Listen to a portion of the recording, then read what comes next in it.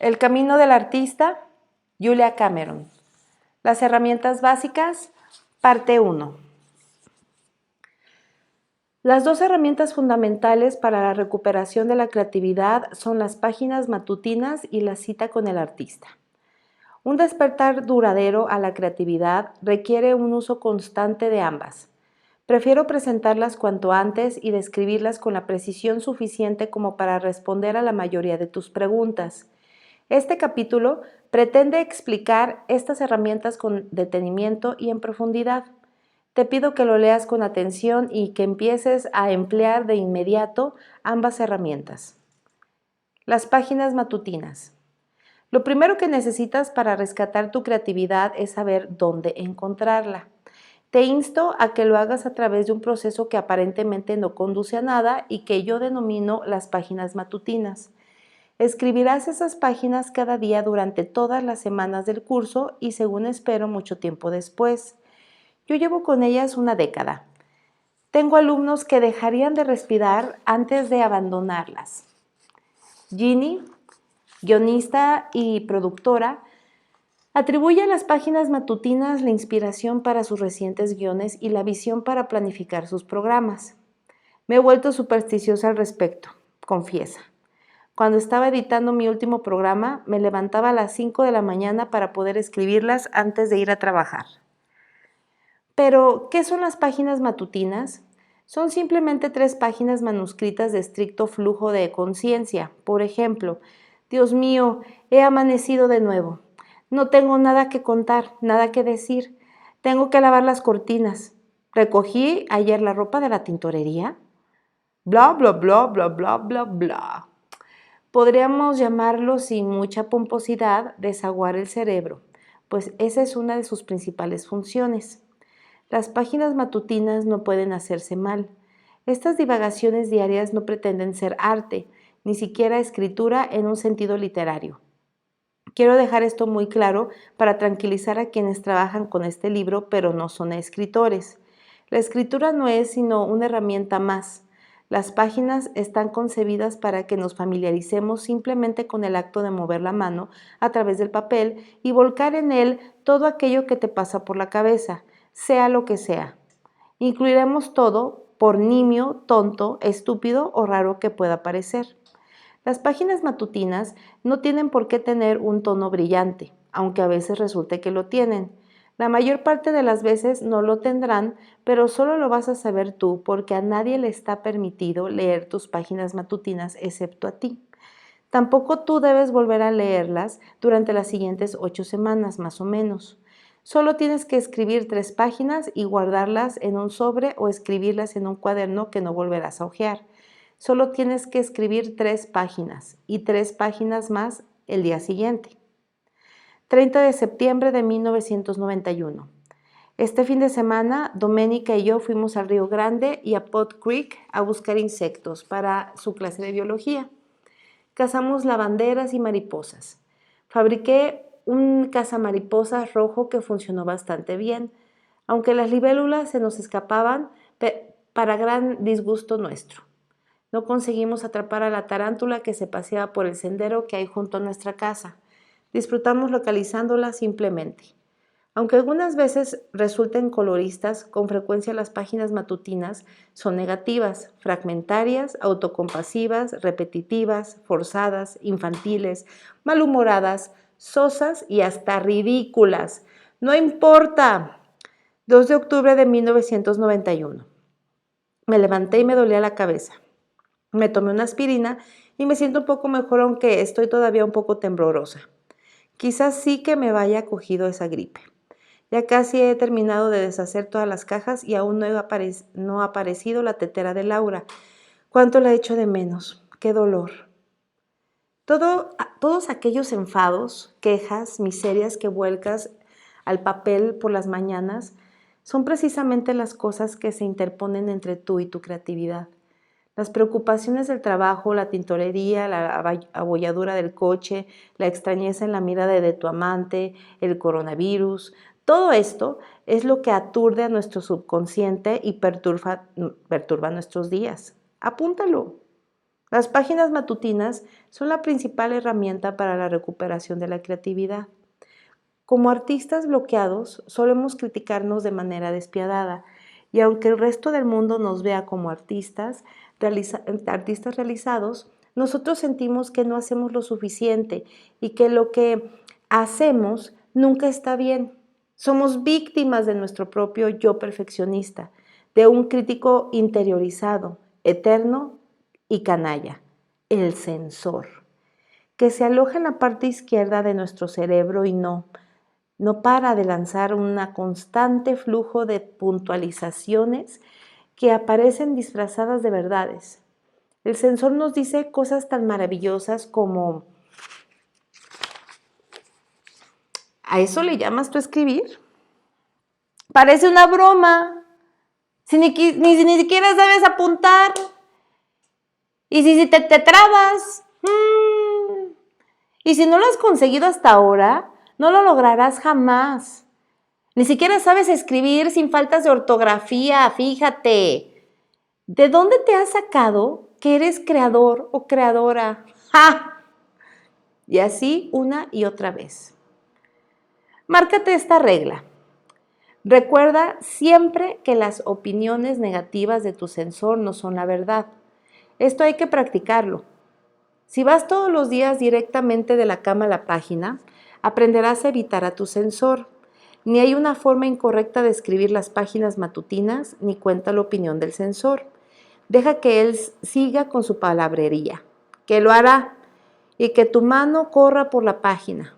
Puedes escribir también sus pensamientos si quieres y observar cómo disfruta lanzándose a la yugular de tu creatividad. No lo dudes, la aspiración del censor es atraparte y es un enemigo muy astuto. Cuanto más despabiles tú, más lo hará él.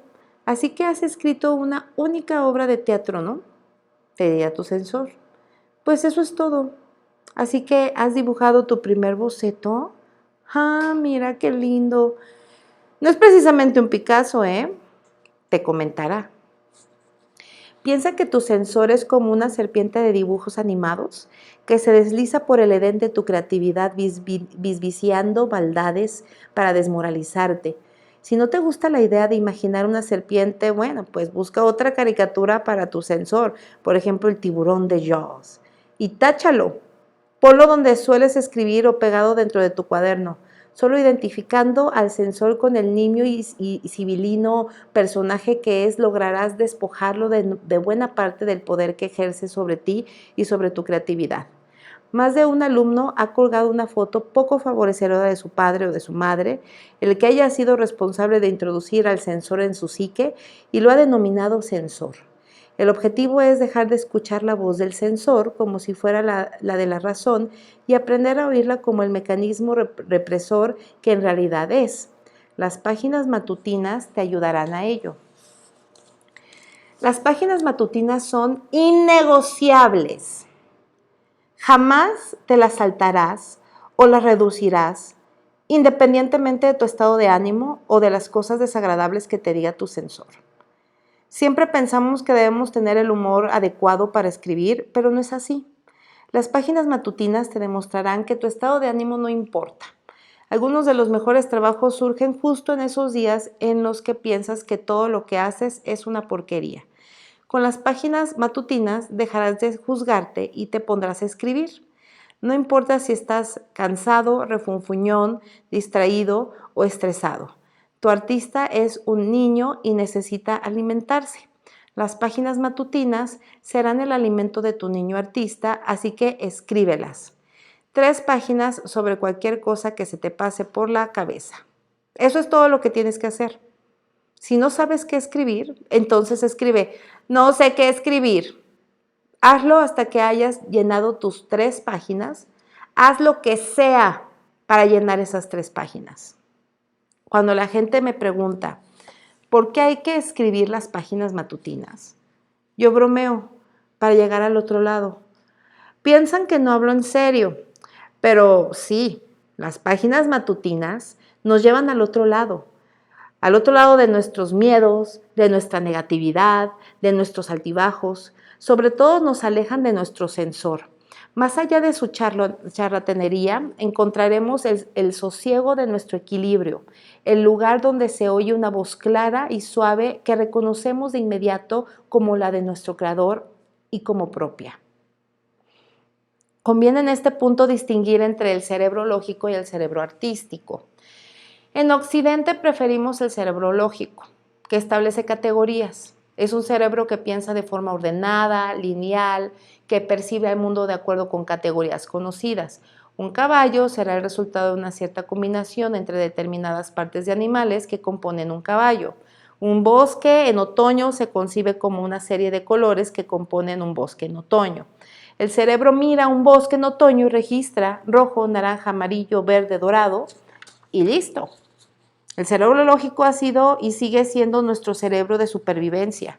Funciona a base de principios conocidos. Cualquier aspecto desconocido se percibe como incorrecto y posiblemente peligroso. Le gusta que las cosas sean como soldaditos disciplinados desfilando en línea recta.